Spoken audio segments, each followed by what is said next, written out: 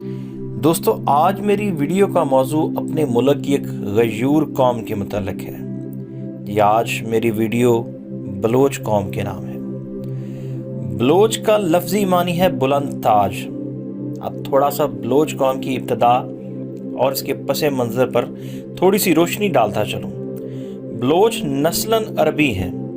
بلوچ کو مختلف ادوار میں مختلف قوموں نے بال، بلوس، بوس، بلوس اور بلوچ لکھا اور استعمال کیا۔ اہل بابل اپنے قوم دیوتا کو بال یعنی بال عظیم کہا کرتے تھے۔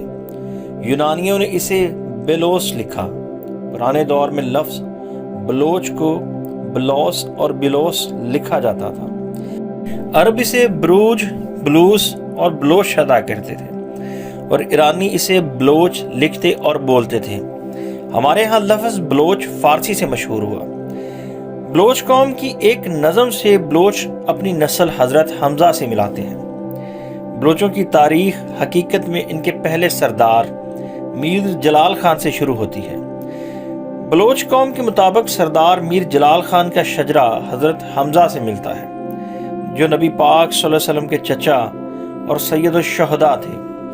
حضرت حمزہ کی کنیت ابو امارہ، ابو یالا اور لقب سید الشہداء تھا۔ آپ کی 3 شادیاں ہوئیں۔ تاریخ میں آپ کے 6 بچوں کا ذکر ملتا ہے۔ آپ کا بیٹا عمار بن حمزہ جو قبیلہ خزرج کے سربراہ قیس النجار کی بیٹی خولہ بنت قیس سے تھا۔ بلوچ اپنا شجرہ نسب اس سے ثابت کرتے ہیں۔ امیر جلال خان کے 4 بیٹے تھے۔ ان سے قبائل کی تقسیم کا کام شروع ہوا۔ مثلا میر رند خان سے رند، میر لاشار خان سے لاشاری، میر ہود خان سے ہوتی اور میر کوری خان سے کورائی قوم اور جتومائی سے جتوئی بنے۔ بلوچ قوم کا ایک اور دعویٰ بھی ہے کہ اس نسل امیر حمزہ نے امام حسین کی کربلا میں بھی مدد کی، پر اس کی تاریخ بھی ایک نظم کے سوا کچھ بھی نہیں، اس لیے میں اس پہ کوئی دعویٰ نہیں کر سکتا۔ بلوچ کی اس نظم کے مطابق امام حسین کی شہادت کے بعد وہ بمبور یا بھمبور پہنچے اور وہاں سے سیستان اور مکران آئے۔ نظم کا ترجمہ کچھ یوں ہے کہ ہم امیر حمزہ کی اولاد ہیں، نصرت یزدی ہمارے ساتھ ہے، ہم حلب سے اٹھ کر آئے ہیں، یزید لعنتی سے لڑنے کے بعد کربلا اور بمبور کو پیچھے چھوڑتے ہوئے ہم نے سیستان کے شہر میں ڈیرے ڈالے ہیں۔ بلوچوں کا دعویٰ یہ بھی ہے کہ ہم نے نہ صرف امام حسین کا ساتھ دیا بلکہ رسول خدا سرور کائنات حضرت محمد صلی اللہ علیہ وآلہ وسلم صاحب اللہ کا ساتھ بھی دیا۔ جب وہ بے یار و مددگار تھے تو بلوچ قوم نے اپنی قوم سے 5 بہادر منتخب کیے اور انہیں رسول اللہ صلی اللہ علیہ وسلم کی حفاظت کے لیے بھیجا۔ اس بات کا بھی پتہ بلوچی کی اس نظم سے لگتا ہے، جس کا ترجمہ کچھ اس طرح سے ہے۔ 5 بہادر رسول اللہ صلی اللہ علیہ وسلم کی خدمت میں کھڑے تھے۔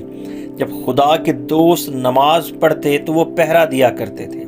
جب کفار کے ساتھ لڑائی چھڑی، کفار کا لشکر بے شمار تھا، تیر اولوں کی طرح برسے اور زمین سے دھواں اٹھنے لگا، مگر وہ ثابت قدم رہے اور ان کا ایمان قائم رہا۔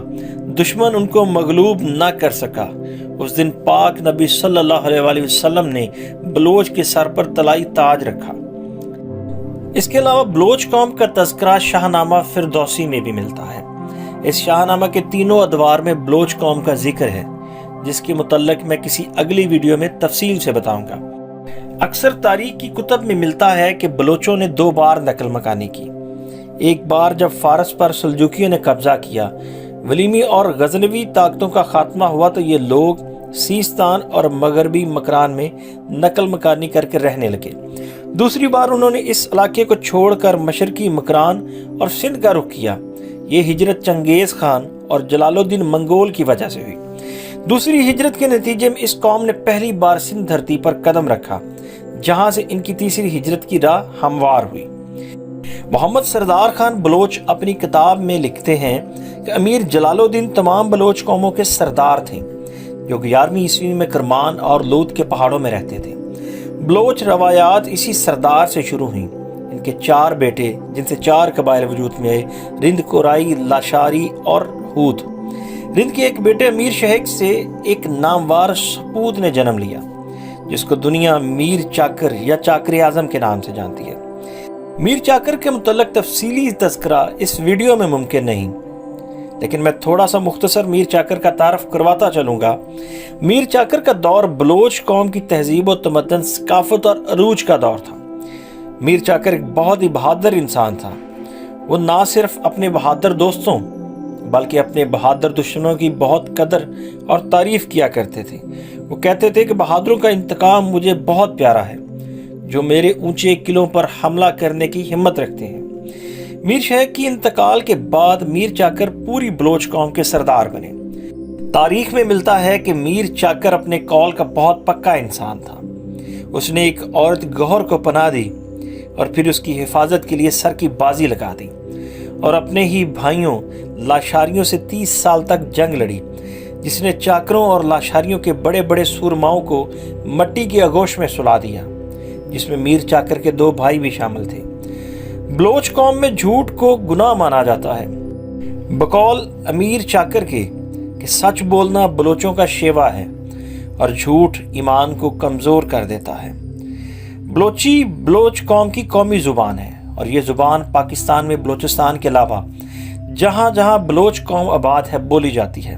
اس کے علاوہ سیستان، کردستان، خلیج فارس کی ریاستوں میں بھی بلوچی بولی جاتی ہے۔ بلوچی ادب کو 3 ادوار میں تقسیم کیا جاتا ہے۔ پہلا رند دور جو 1430 سے 1600 تک رہا، تیسرا قوانین کا دور جو 1600 سے 1800 تک رہا، اور تیسرا دور 1800 میں برطانیہ کی آمد سے شروع ہوا اور 1947 میں تمام ہوا۔ چوتھا موجودہ دور جس کا آغاز قیام پاکستان سے ہوا۔ بلوچ قوم میں بہت سارے شعراء نے جنم لیا، جن میں سے چند کے نام میں بول رہا ہوں۔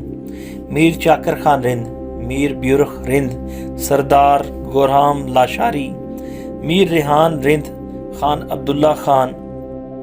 بلوچ میں ویسے تو بہت سارے قبیلوں سے قبیلے بن گئے ہیں، پر چند مشہور قبیلوں کا میں ذکر کرتا چلوں۔